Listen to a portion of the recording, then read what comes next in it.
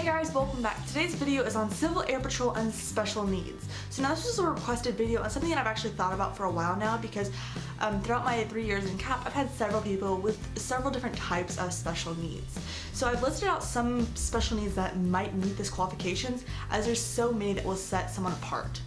Asthma, which would affect PT scores, dyslexia, ADD, ADHD, wheelchairs and broken bones, which could be a temporary thing or could be permanent, hard of hearing or blind, autism or Down syndrome, speech delay, lisp, stutters, bedwetting, birth defects, and missing limbs. People in Civil Air Patrol need to be especially aware of people with these situations because it can really affect the mission that you're doing or the activity that you're a part of.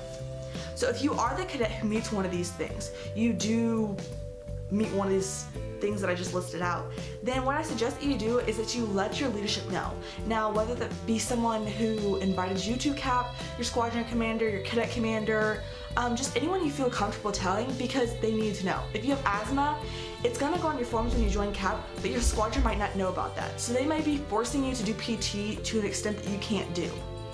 If you're the cadet, you also need to not expect to be favored. And what I mean by this is I've had several people who are like, oh, I have ADD, so I need to write, instead of writing 500 words, I need to write 300. No, I mean, if your case is that severe and that's what your leadership says, and that's what they suggest, but you shouldn't go into any conversation expecting that, oh, I have ADD, I'm not gonna do what everyone else is doing.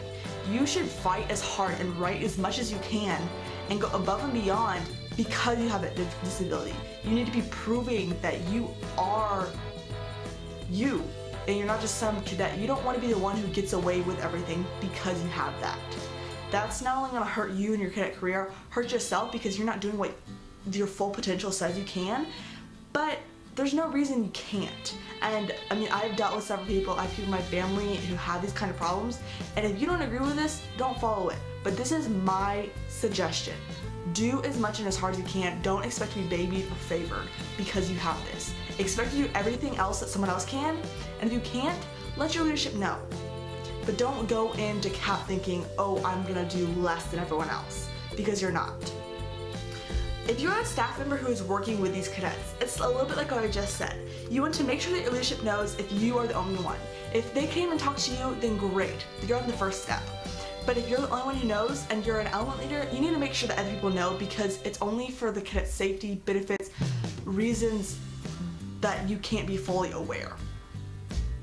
Talk with the cadet. If you're the one they have entrusted, make sure that you understand the full extent of their injury, of their disability, of their special need, so you're going to be there to help them in certain ways.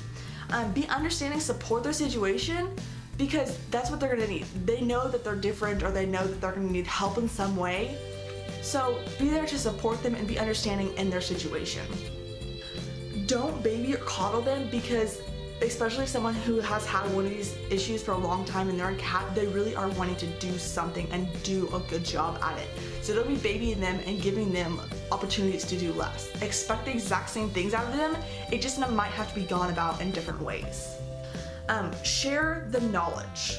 Now, what I mean by this is, if you have a person in a wheelchair, you need to help them figure out how to do drill in a wheelchair. If it's someone who has ADD, ADHD, and they can't take tests, find a way for them to take them in the squadron. If you have a kid who has severe asthma and can't run the mile, you need to figure out how to way to do the pacer, the shuttle, to find some other way where they can pass and that they're not held back by their disability.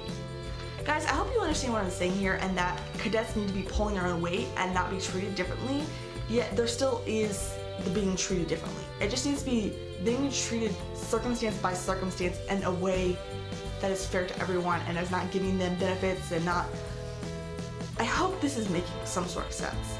If you have any more questions, there is a CAP non-discrimination policy which does cover disabilities. While it's mainly geared towards race, gender, sex, things like that, there is sections in there for disabilities. And if you have any more questions on doing drill with wheelchair, dealing with autism, things like that, leave them in the comments below. Or if you're not comfortable doing that, go ahead and personal message me, because I'd love to help you out. I hope you enjoyed this video. Please remember to like, comment, share, and subscribe, and I'll see you next time. Bye! So right now I'm in the barracks. I'm about to go to staff meeting. No one is not filming because there's 14 females in here, and they're all taking showers.